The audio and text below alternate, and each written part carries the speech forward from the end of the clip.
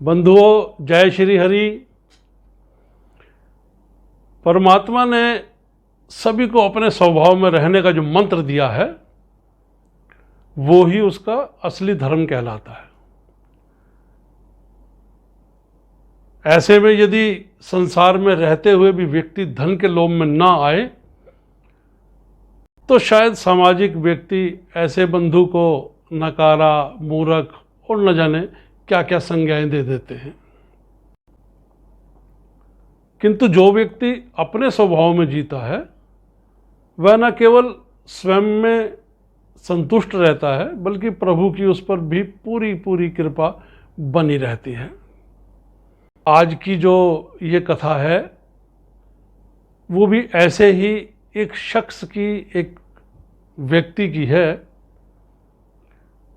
जो हाथ में आया हुआ पारस पत्थर का इस्तेमाल अपने स्वभाव के कारण नहीं कर पाया और सब कुछ प्रभु की करनी और उसका जाप करते हुए किसी भी प्रकार की जमाखोरी या लालच में न पड़कर अपने सादे जीवन से खुश है।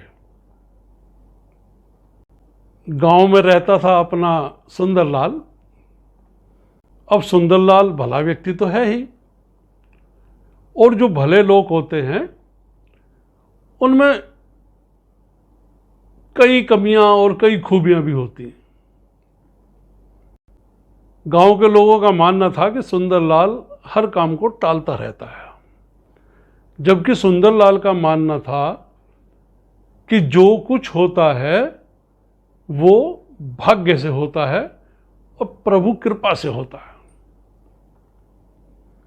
इसलिए ज़्यादा पाने के चक्कर में व्यक्ति अपना जीवन ही नष्ट कर लेता है। तो चलिए अब कथा शुरू करते हैं। एक दिन गांव में बहुत पहुंचे हुए साधु आए। अपने सुंदरलाल ने उस साधु बाबा की बहुत सेवा की।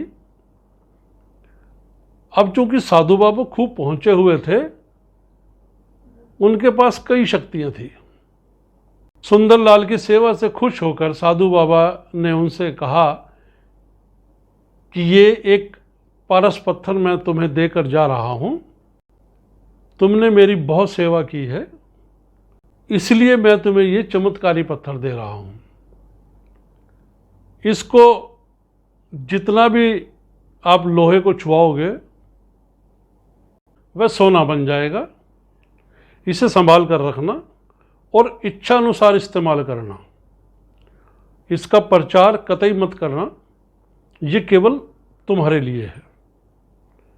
और याद रखना, ये केवल 10 दिन के लिए मैं तुम्हारे पास अपनी अमानत छोड़कर जा रहा हूं, जिसके इस्तेमाल की मैं तुम्हें पूरी इजाज़त देता हूं। और 10 दिन बाद इसे मैं तुम्हारे पास से ले जाऊंगा, तब तुम नानुकुर मत करना।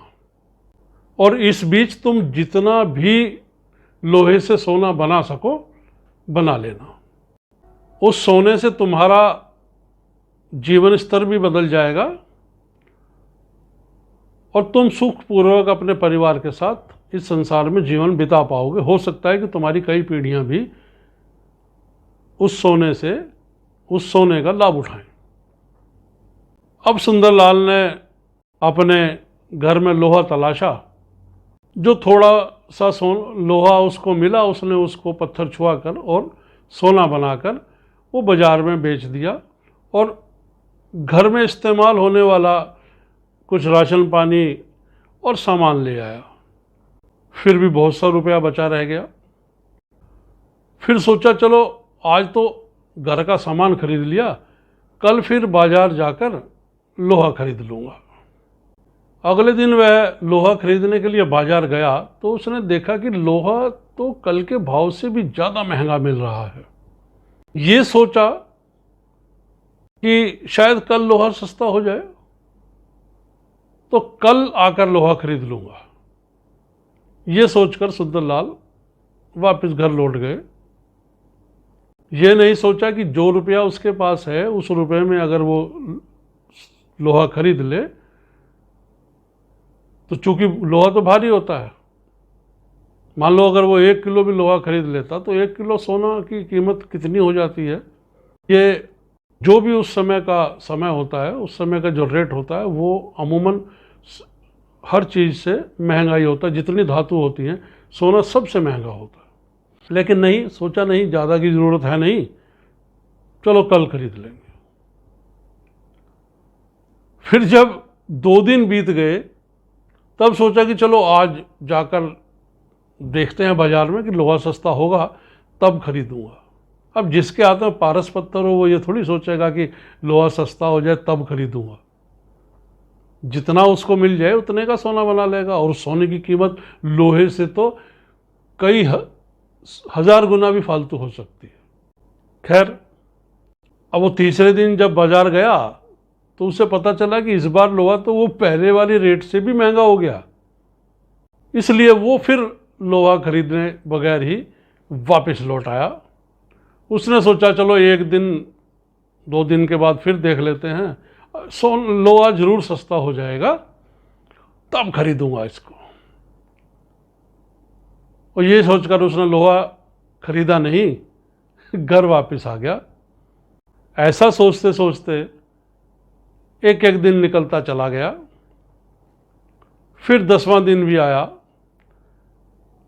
अब साधु बाबा को सामने देखकर सुंदरलाल सकपका गया और उसने सोचने लगा कि ये तो शायद 10 दिन से पहले ही आ गए और अपना चमत्कारी पत्थर अब ये ले ही जाएंगे। अब सुंदरलाल ने साधु बाबा से कहा कि मेरा तो सारा समय ऐसे ही निकल गया, अभी तो मैं कुछ भी सोना नहीं बना पाया, आप कृपया इस पत्थर को कुछ दिन और मेरे पास रहने दें। लेकिन साधु बाबा राजी ना हुए।